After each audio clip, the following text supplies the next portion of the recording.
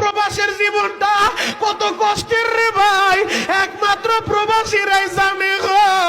গতকালকেও মাগুরার এক প্রবাসী দুবাইতে থাকে, ওই ছেলেটা আমারে ফোন দিয়া কান দেয়ার বলে, হুজুর আমাদের রুমমেট যারা আছে আমরা সবাই আপনার বয়ান শুনে চোখের পানি জড়াইছি। হুজুর এই প্রবাসের জীবনটা এত কষ্টের, আমার পরিবাররা বুঝতে চায় না। হুজুর একটু দোয়া কইরেন। যুবক রে, আমি শরীয়তপুরে প্রবাসীদের জন্য বেশি দোয়া করি। কেন দোয়া করি জানো? এদের কষ্ট আমি আমার চোখে দেখে আসছি রে ভাই। ও আমার যুবক বন্ধুরা, বাবাই বিদেশের বাড়িতে থাকে, তুমি তো মনে করো আমার বাবা একটা টাকার মেশিন, আমার বাবার কাছে যা চাই তাই পাওয়া যায়। পর্দার হলে আমার বোনদেরকে বলবো, আমার মায়েদেরকে বলবো, যাদের স্বামী প্রবাসে থাকে ওই স্বামীর টাকার জন্য প্রেসার দিয়েন না, দিয়েন না। ও আমার যুবক ভাইরা, তোমার বাবারে টাকার লাইগা প্রেসার দিও না। ওই প্রবাসী বাবা কত কষ্ট করে জানো নি?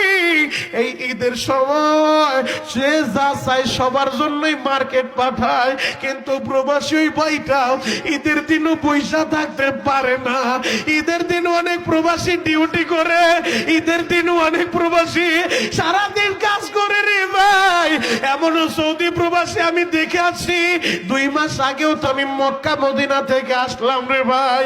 আহারে, ওই মক্কা মদিনায় হেরেমে গেলে দেখা যায় কত প্রবাসী ভাইরা ঠিক মতো আকামা পায় নাই, কাগজ পায় নাই, এখন ঠিক মতো কাজও করতে পারে না। একটা পোশাক দিয়া বছরকে একটা পোশাক দিয়া সপ্তাহকে সপ্তাহ পার কইরা দেয়, খাবারও পায় না রে ভাই। হেরেমের ভিতরে পইরা থাকে আর চোখের পানি জড়ায়। মালিক রে, ঋণের বোঝা মাথায় নিয়ে এই বিদেশের বাড়ি পাড়ি জমাইছি। আল্লাহ, মাসটা শেষ হইলে ঋণের জন্য মানুষ আমার বাড়িতে প্রেসার দেয়, মাসটা শেষ হইলে সন্তানের স্কুলের ফি দেওয়া লাগে, মাদ্রাসার বেতন দেওয়া লাগে। আল্লাহ, ঠিক মতো কাজও পাই না। অনেক প্রবাসী এমনও হয় রে ভাই, কষ্ট সহ্য করতে না পাইরা অনেক প্রবাসী আত্মহত্যা পর্যন্ত